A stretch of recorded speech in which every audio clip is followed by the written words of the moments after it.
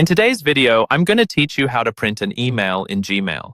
Printing a specific email from Gmail might seem straightforward, but knowing the process ensures that you capture all the necessary details without any issues. So let's dive right into it and make sure you have all that information ready to print.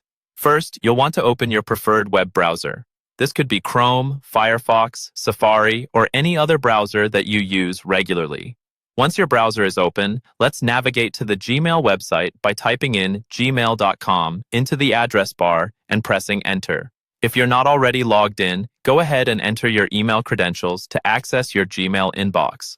Next, take a moment to think about the specific email you need to print. You might want to use the search bar at the top of your Gmail page to locate it quickly.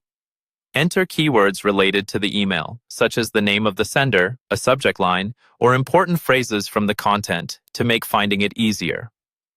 Once you've located the email, click on it to open it.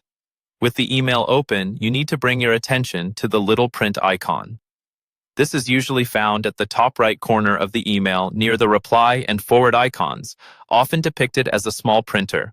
Click on this print icon, and it will open a print preview window where you can see exactly what your email will look like once printed. This print preview offers a valuable opportunity to double-check the format and layout. Ensure that all parts you wish to print are displayed correctly. Here, you might also want to consider any attachments that were included in the email. Depending on your needs, you may want to print these as well, but remember, attachments will require opening them in their respective applications before printing. Before you hit the final print button, let's choose the printer settings.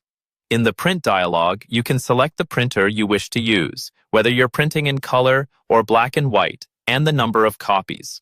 Pay attention to the page orientation. Choose between portrait or landscape depending on the content layout. Now, with everything lined up, go ahead and hit the print button.